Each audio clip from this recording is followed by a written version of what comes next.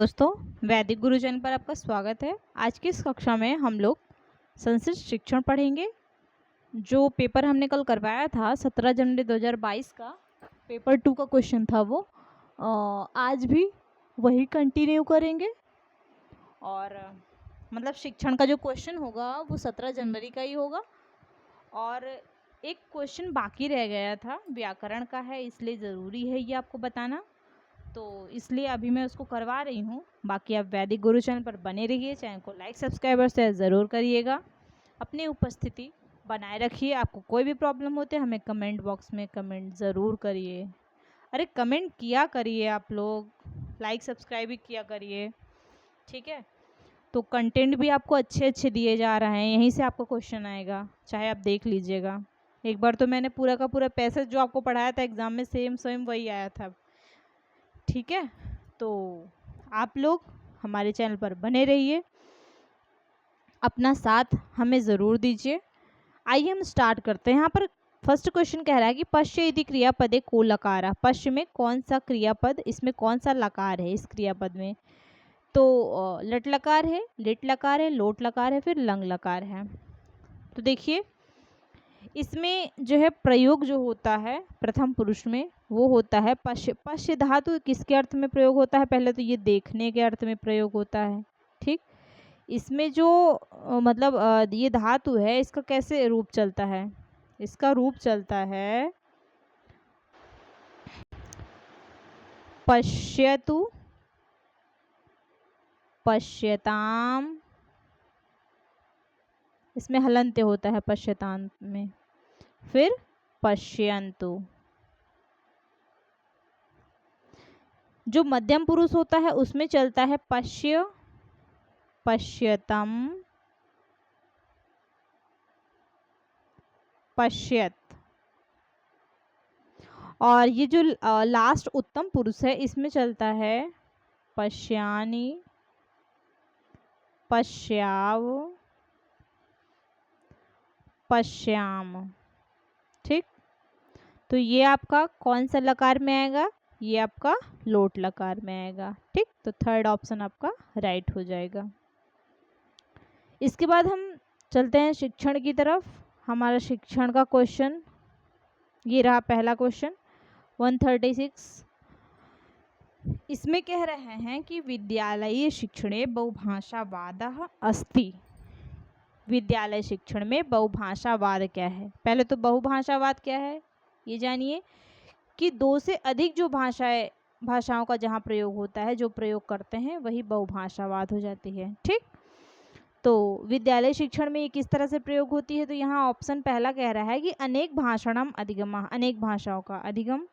Second कह रहा है कि अध्ययन अध्यापन समय, मतलब पढ़ने और पढ़ाने के समय में शिक्षार्थी नाम भाषणम उपयोग, शिक्षार्थियों के द्वारा मतलब छात्र को एक से अधिक भाषा का उपयोग कराना ही, ठीक। जब छात्र एक से अधिक भाषा का उपयोग करें। थर्ड कह रहा है शिक्षागत भाषा नीति ही। फोर कह रहे हैं कि सर्वेषाम शिक्षार्थी नाम, सभी शिक्षार्थी भाषाणाम, भाषाओं का अध्यापन करें, ठीक, अध्यापन करें।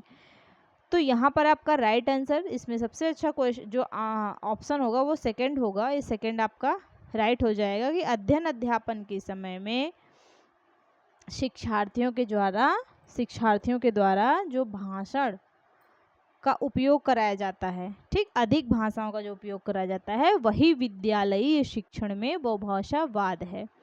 Second option right. अब हम चलते हैं नेक्स्ट क्वेश्चन। हमारा नेक्स्ट क्वेश्चन 137।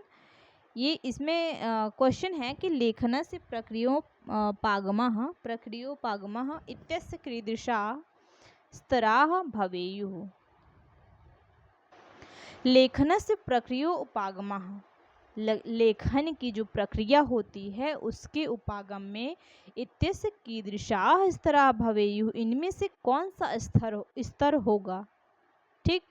तो फर्स्ट ऑप्शन में कहता है कि पहले रूपरेखा लेखन आएगी, फिर प्रथम प्रारूप लेखन आएगा, फिर अंतिम प्रारूप लेखन। सेकंड में कहता है कि पहले विचारणाम संग्रह, विचारों का संग्रह होगा, फिर संपादन होगा, फिर प्रारूप निर्माण होगा, फिर अंतिम प्रारूप लेखन होगा। थर्ड में कह रहा है कि रूपरेखा लेखन होगा, प्रारूप निर्माण होगा, संपादन होगा या फिर अंतिम प्रारूप लेखन होगा।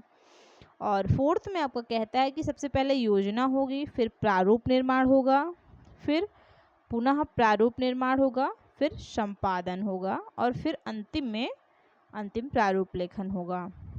तो देखिए इसमें जो आपका राइट आंसर हो जाएगा वो होगा थर्ड ऑप्शन। मैं आपको बताती हूँ क्यों ऐसा, क्योंकि सबसे पहले जो होता है वो रूपरेखा होती है, किसी भी चीज़ की रूपरेखा बनाई जाती है, ठीक। उसके मुख्य बिंदुओं को, सहायक बिंदुओं को कैसे अलग किया जाता है, ये सब चीज़ों का एक जो है रूपरेखा बनाई जाती है। इसके बाद क्या होता है, इसके बाद आपका प्रारूप निर्माण होता है। प्रारूप निर्माण में देखिए जैसे कि कोई व्यक्ति है फिर कोई संस्था है, उसमें कोई पत्र या जब सूचना लिखी जाती है तो सबसे पहले क्या किया जाता है, ऐसे ही डायरेक्ट उसको पेपर में नहीं लिख देते हैं, पहले उसका रफ कॉपी बनाते हैं, ठीक, कच्चा रूप बनाते हैं। तो वही आपका क्या हो जाएगा, प्रारूप निर्माण हो जाएगा। उसके बाद नेक्स्ट आता है संपादन। संपादन में क्या होता है कि कोई लेख है जो या कविता का पाठ भाषा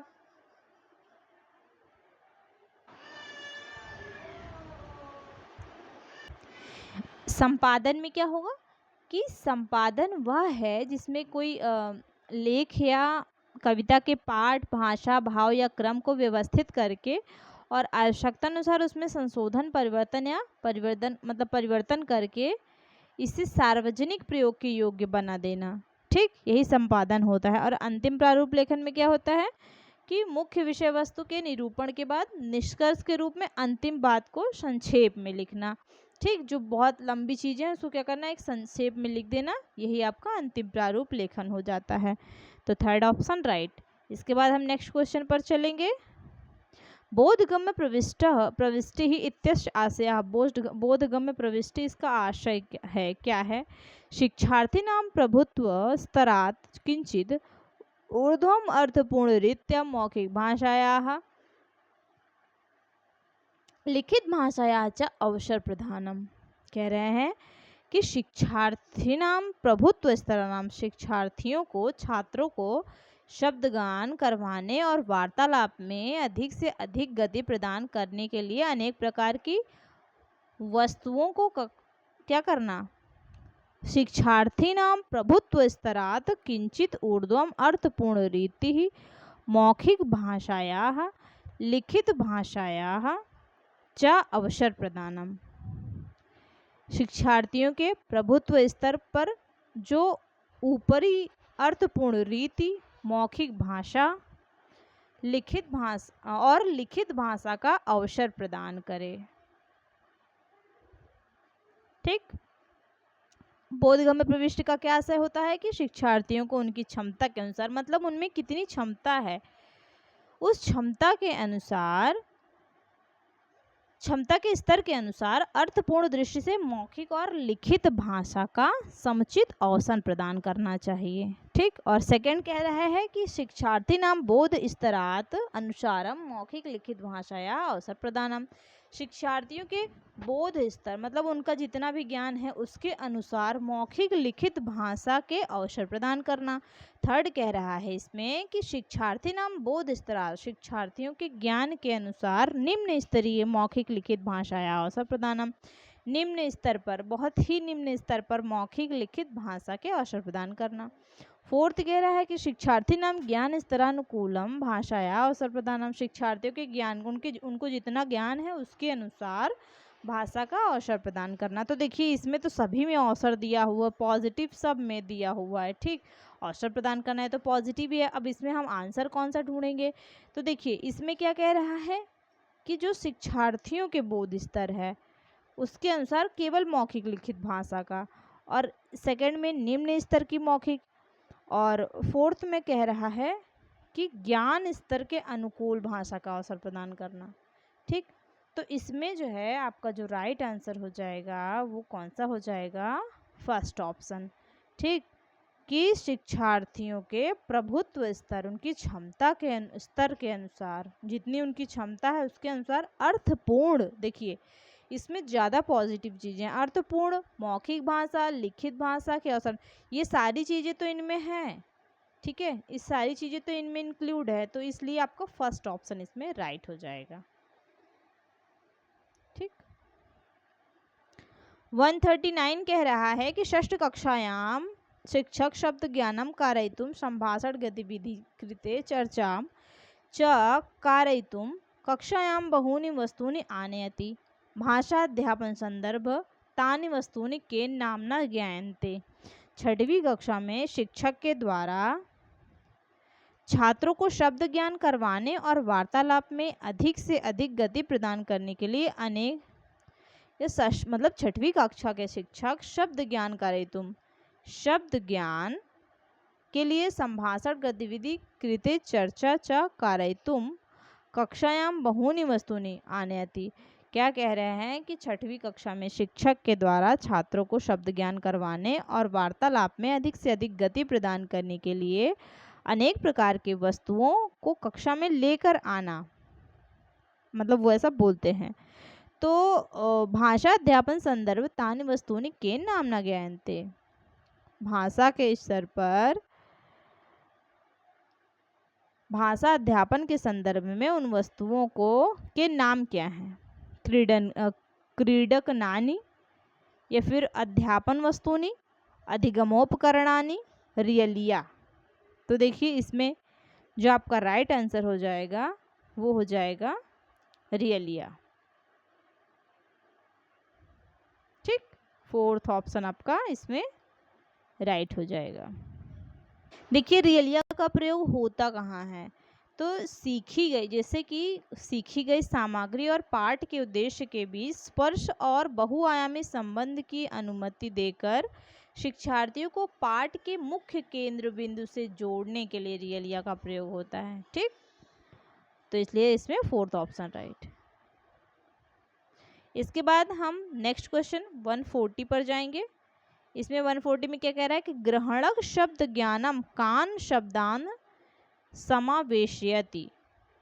कह रहे हैं कि ग्रहणक शब्द ज्ञानम, ग्रहणशील शब्द ज्ञान में शून्य कान शब्दान समावेशयति, किन शब्दों का समावेशन होता है। श्रवण मात्रेण, पाठ मात्रेण व अभिज्ञातान शब्दान, संभाषण काले, लेखन काले व प्रयोक्तान शब्दान। थर्ड कहता है कि पाठस्य पाठनात् पूर्वम अस्माभिज्ञातार्थान शब्दान। फोर्थ कह रहा है कि अस्पष्टार्थान शब्दान। तो देखिए इसमें आपका राइट आंसर फर्स्ट ऑप्शन हो जाएगी कि श्रवण मात्रेण, पाठ मात्रेण व अभिज्ञातान शब्दान, मतलब ग्रहणशील शब्द ज्ञान में सुनने तथा पाठ में आए हुए शब्दों के जानने मात्र से ही बालक में अधिक से अधिक शब्दों को ग्रहण करने की क्षमता प्राप्त होती है। ठीक, छात्रों को अधिक से अधिक रूप में इस क्रिया में उनके मस्तिष्क में शब्द ज्ञान का भंडारण होता है, ज़्यादा से ज़्यादा उनका वर्ड पावर बढ़ता है। ठीक, और उनके बोलने के अवसर पर शब्दों का अभाव नहीं होता है, मतलब अटक अटक के नहीं बोलते हैं, उनके पास शब्द का भरपूर संग्रह होता है। इससे बच्चे जो है सुगमतापूर्व, मतलब सुगमता से, आसानी से भाषण कौशल में प्रवीण होते हैं। ठीक, तो राइट आंसर इसमें फर्स्ट ऑप्शन। श्रीनगरे काचिद छात्रा मलयालम भाषां तृतीय भाषा रूपेण अधीते। छात्र कक्षायाः परस्परं संपर्क माध्यमेन सा एकस्मिन् वर्षे एनां भाषां भाषितुं पठितुं च शक्नोति। एतत् किं कथ्यते। तो देखिए इसमें क्या कह रहे हैं कि श्रीनगर में स्थित कोई छात्रा तृतीय भाषा के रूप में मलयालम भाषा पढ़ता है। ठीक, फिर कह रहा है कि कक्षायां परस्परम संपर्क माध्यमेन, कक्षा में आपसी संपर्क के माध्यम से सा एकस्मिन् वर्षे एनां भाषां भाषितुं पठितुं च शक्नोति। क्या कह रहे हैं कि उसके बाद क्या कह रहे हैं कि संपर्क, कक्षा में परस्पर संपर्क के माध्यम से एक वर्ष एनाम भाषां भाषितुं पठितुं च शक्नोति। इस पढ़ने की क्रिया में से कक्षा में छात्र परस्पर संपर्क के माध्यम के द्वारा भाषा सीखने व पढ़ने में सक्षम हो जाएंगे। तो क्या होगा इसमें?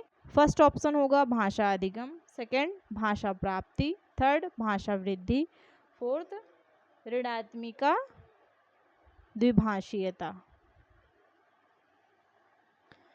तो देखिए इसमें आपका राइट आंसर जो हो जाएगा वो आपका भाषा अधिगम हो जाएगा। ठीक, भाषा अधिगम हो जाएगा। भाषा को सीखना, इस क्रिया को क्या कहते हैं? इसको भाषा का अधिगम कहते हैं।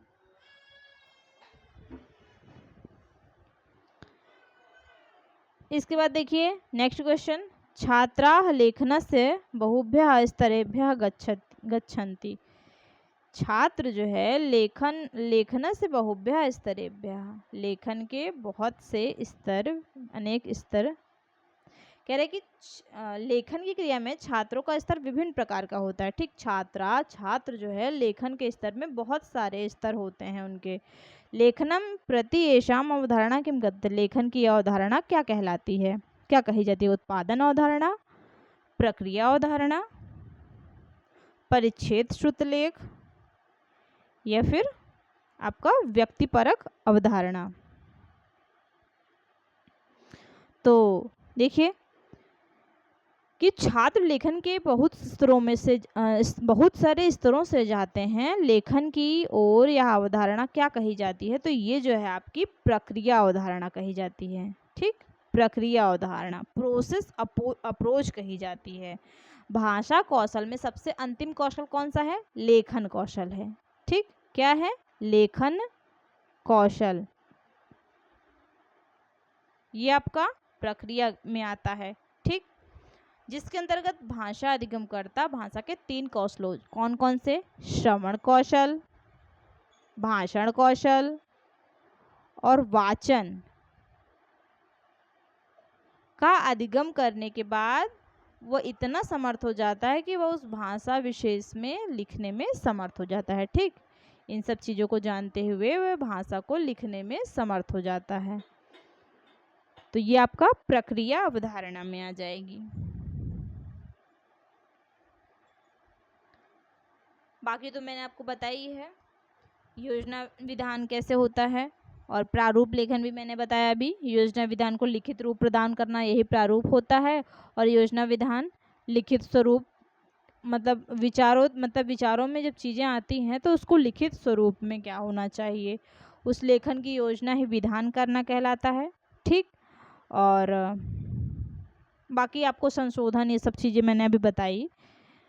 तो अभी यहाँ पर मतलब इसके पहले अभी थोड़ी देर पहले मैंने एक क्वेश्चन में बताया हुआ था, तो यहाँ पर आपका राइट आंसर जो बता दिया मैंने, second option right. Next question पर चलते हैं। काव्यस्य अध्ययन अध्यापनस्य मुख्य प्रयोजनम अस्ति।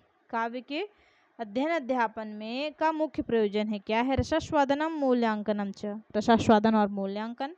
काव्य लेखन से प्रतिभा विकास, काव्य लेखन का प्रतिभा विकास। भाषा शिक्षण।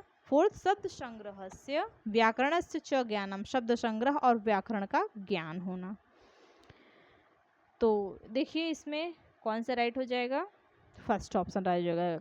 देखिए काव्य जब यही परिभाषा इसकी होती है कि जब मतलब काव्य को पढ़कर अगर हमें रस की अनुभूति हो। ठीक, अगर हमें रस की अनुभूति हो, उसको पढ़ने से हम उसमें पूरी तरह से लिप्त हो जाएं, तो वही काव्य होता है। ठीक, तो इसका मुख्य प्रयोजन क्या होता है कि रसास्वादनम और मूल्यांकनम, रसास्वादन और उसका मूल्यांकन। First option right.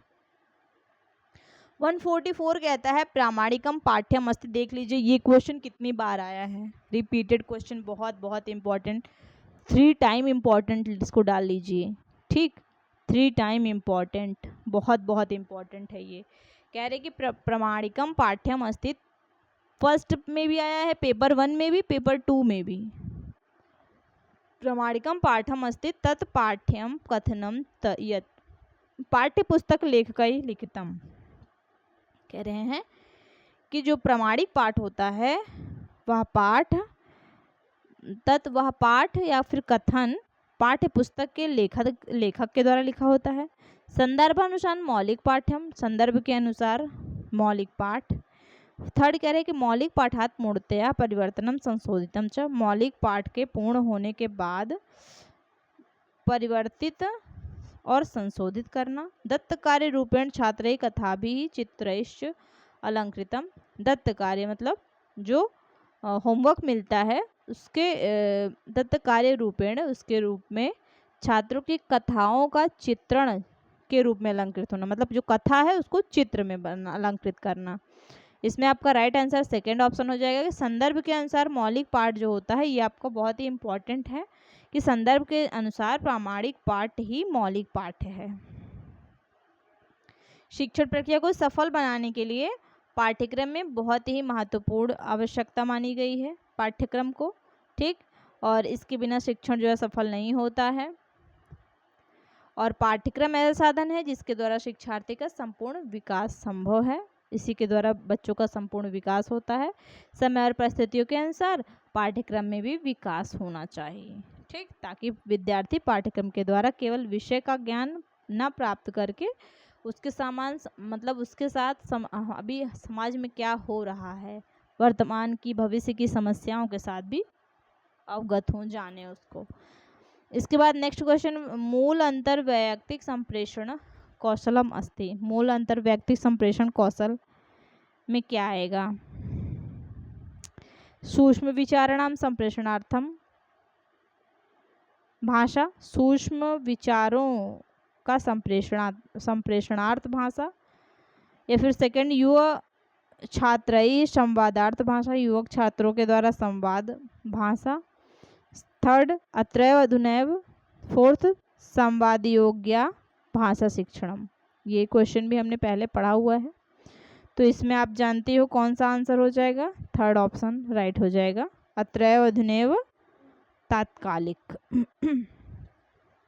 ठीक। तो ये थर्ड ऑप्शन इसमें आपका राइट हो जाएगा। इसके बाद देखिए इसमें कह क्या रहे हैं कि सुनने की योग्यता, हाँ, मूल अंतर व्यक्तिक संप्रेषण कौशल में कौन सा आएगा, तो कह रहे हैं कि सुनने की योग्यता एवं उसकी अनुभूति की क्षमता, दूसरों के संस्कृति के प्रति सम्मान, अभिरुचि की भावना, इच्छाओं तथा भय के समझने का खुलापन और सकारात्मक भावना, इन कौशलों को वाचिक रूप से व्यक्त किया जा सकता है, ठीक। ये सभी जो है छात्र के जीवन में विशेष भूमिका निभाते हैं। 146 क्वेश्चन देखेंगे, भाषा मूल्यांकनस्य प्रयोजनम अस्ति, भाषा मूल्यांकन के प्रयोजन है, कौन सा है? छात्राणाम उपलब्धि मापनम, छात्रों की उपलब्धि का मापन।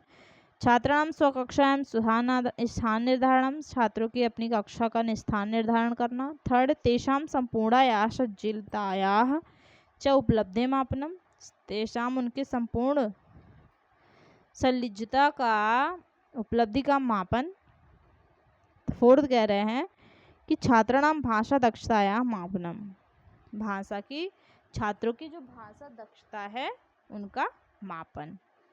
तो इसमें आपका राइट आंसर हो जाएगा छात्राणाम भाषा दक्षतायाः मापनम, 4 ऑप्शन राइट हो गया, ठीक। नेक्स्ट क्वेश्चन, पठन क्रमे एकः छात्रः कानिचित् अनुबोधनानि गृह्णाति यतः अर्थबोधनं सुकरं भवति, एतत् किं कथ्यते। कह रहे हैं कि पठन क्रम में एक छात्र कुछ अनुबोधनों को ग्रहण करता है जिससे अर्थबोधन सरल होता है, इसे क्या कहते हैं? द्रुत पठन कहते हैं, लयबद्ध पठन कहते हैं, या फिर अर्थ संकेतकानि,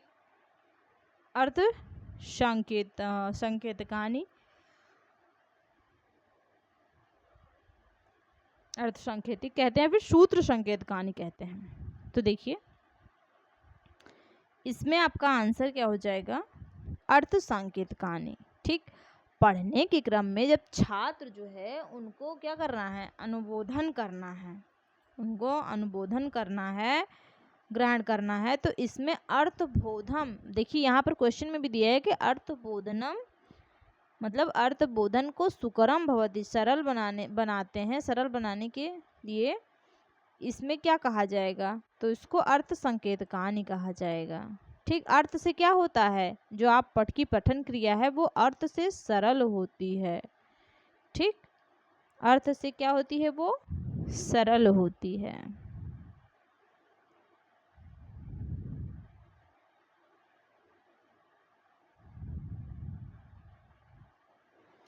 संदर्भ के अनुसार अर्थ ग्रहण करना, अर्थों को ग्रहण करना, ये सब क्या है, ये सब आपका पॉजिटिव साइन है। ठीक, इसको आप ध्यान में रखिए। कह रहे हैं कि भाषा शिक्षकः समाज विज्ञान शिक्षणेन सह भारतस्य सांस्कृतिक विधि, क्योंकि भाषा शिक्षक तथा सामाजिक विज्ञान के शिक्षक के साथ भारत की सांस्कृतिक विविधता नामक शीर्षक इति विषयम् अधिकृत्य एकं समानुदेशं कार्यं प्रददाति। विद्यार्थिभिः अपेक्षते यत् प्रतिवेदन लेखनाय तदाधारितं चित्रं निर्मातुं।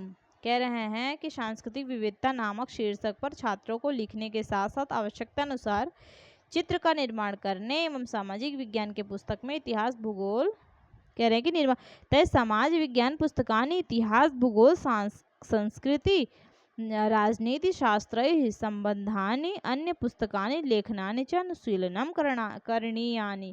कह रहे हैं कि इतिहास भूगोल करने एवं सामाजिक विज्ञान के पुस्तक में इतिहास भूगोल सांस्कृतिक राजनीतिक शास्त्र के संबंधित अन्य पुस्तकों से लेखन क्रिया करने व चिंतन करने की क्रिया को भाषा शिक्षण एतादृशी प्रक्रिया का कथ्यते। भाषा शिक्षण में इस प्रक्रिया को क्या कहते हैं, इस प्रकार की प्रक्रिया को। तो देखिए, समाज विज्ञान से भाषा, समाज विज्ञान की भाषा कहते हैं, या फिर समाज विज्ञान समानुदेशन कार्य, समाज विज्ञान समानुदेशन कार्य, या फिर थर्ड कहते हैं अपाठ्यचर्या भाषा, फोर्थ भाषा लेखन विकास, भाषा लेखन का विकास। तो इसमें आपका जो राइट आंसर हो जाएगा अपाठ्यचर्या हो जाएगा। ठीक, अपाठ्यचर्या भाषा। नेक्स्ट क्वेश्चन 149 सीमित अवबोध बलेन विद्यार्थी पाठम पठितुम शक्नोति। कह रहे हैं कि सीमित अवबोध से युक्त छात्र पाठ को पढ़ने में सक्षम तथा स्वभ्रातुः सहायेन सह पाठम सम्यक रीत्या पठितुम।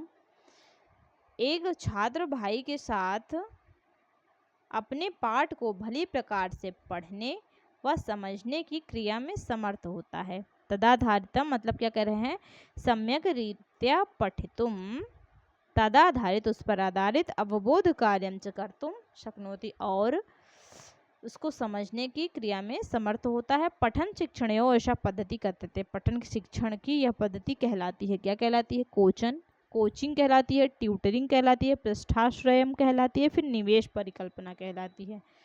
तो ये क्या कहलाती है, ये आपका पृष्ठाश्रय कहलाती है। इसमें क्या होता है, इस क्रिया में ये क्या है, इस क्रिया से संबंधित अवधारणा विकास के क्षेत्र की शिक्षण विधि है जो छात्रों को सीखने में बहुत आसानी से और तेजी से मदद करती है। ठीक, पृष्ठाश्रय। स्कैफोल्डिंग है तो आप जानते ही हैं कि बच्चा क्या पढ़ रहा है, पूरे साल का विवरण जब हम कहीं पर लिखते हैं तो वही आपका स्कैफोल्डिंग ढांचा। देखिए, स्कैफोल्डिंग क्या होता है, पृष्ठाश्रयम इसका संस्कृत में बोलते हैं।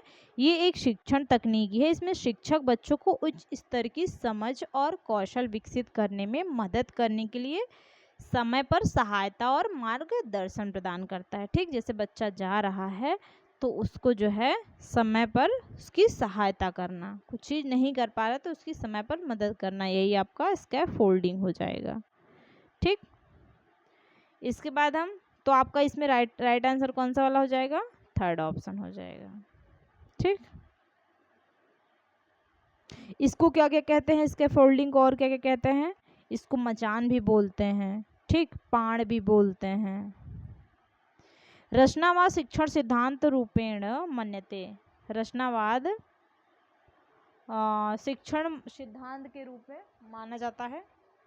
बालाः नव ज्ञानम अर्जनम कुर्वन्ति कक्षा शिक्षण माध्यमेन। कह रहे हैं कि बालाः बालकों के द्वारा नव ज्ञान, जो नवीन ज्ञान है उसका अर्जन कर मतलब बालक जो है नवीन ज्ञान का अर्जन करते हैं कक्षा शिक्षण माध्यम से।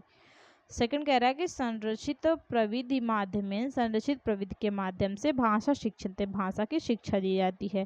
थर्ड कह रहा है कि एकेन एव विधिना सर्वे शिक्षा सर्वे छात्रा शिक्षन्ते। एकेन एव विधिना, इस विधि के द्वारा सभी छात्र शिक्षा प्राप्त करते हैं। ठीक। बाला पूर्व ज्ञान संयोग है ना शिक्षन्ति, बालक जो है वो पूर्व ज्ञान के संयोग से शिक्षित होते हैं। तो इसमें आपका क्या होगा कि रचनावाद शिक्षण सिद्धांत बालकों के पूर्व ज्ञान जो उनका पहला ज्ञान है उसकी क्रिया पर आधारित माना गया है। ठीक। इनके वैज्ञानिक कौन से हैं? इस सिद्धांत के जनक जो हैं वो हैं स्विट्जरलैंड के मनोवैज्ञानिक जीन पियाजे जी। ठीक। जीन पियाजे कहाँ के हैं? ये आपके कहाँ के हैं? स्विट्जरलैंड के। स्विट्जरलैंड। तो इस सिद्धांत में छात्र जो है वो कुछ गतिविधियों को करते हुए सीखते हैं, करके सीखते हैं। ठीक। सीखे हुए ज्ञान पर अब आपस में वो बातचीत करते हैं और अपनी समझ बनाकर अपने ज्ञान का विस्तार करते हैं। तो यहाँ पर ये आपका पेपर ख़त्म हुआ। जो 17 जनवरी 2022 को पेपर हुआ था उसका ये पेपर है। तो अभी ये फ़िलहाल के लिए समाप्त हो गया है। ठीक। फ़िलहाल क्या समाप्ति हो गया है। तो 150 क्वेश्चन थे, आधा आधा पार्ट 15-15 करवा के मैंने पूरा करवा दिया है। कुछ आज करवाया, कुछ इसके पहले कल क्लास में करवाई थी। तो आप लोग प्लीज़ हमें सपोर्ट करिए, हमारे चैनल को लाइक सब्सक्राइब और शेयर ज़रूर करिए। हम बहुत मेहनत कर रहे हैं आपके लिए कि आपके एग्ज़ाम में अच्छे से अच्छे मार्क्स आएँ। आपको इतने सारे क्वेश्चंस दे दूँ और इतना अच्छा डेफिनेशन दे दूँ, बढ़िया से डिस्क्राइब कर दूं कि आपको संस्कृत देखते ही, पेपर देखते ही चक्कर ना आए, उसको देखते ही खुशी हो कि वाह कितना अच्छा पेपर आया है। तो उसके लिए क्या होगा, आपको वीडियो को पूरा देखना होगा, वीडियो को लाइक सब्सक्राइब और शेयर ज़रूर करना होगा। अपने फ्रेंड्स सर्कल में भी आप इसको ग्रुप में शेयर कर दीजिए। हमारे वीडियो को सपोर्ट ज़रूर करिए। ठीक है। हम आपकी पूरी सहायता करने की कोशिश करेंगे। ठीक। तो हमारा टेलीग्राम चैनल है, उसको ज़रूर ज्वाइन करिए। वैदिक गुरु नाम से है। ठीक है। वैदिक गुरु नाम से हमारा टेलीग्राम चैनल है, उसको ज़रूर ज्वाइन करिए। और आज के लिए इतना ही। मैं बार बार नहीं बोलूँगी लाइक सब्सक्राइब के लिए, आप लोग खुद समझदार हैं। और आज के लिए इतना ही, बाकी का नेक्स्ट क्लास में करेंगे। बाय बाय, धन्यवाद।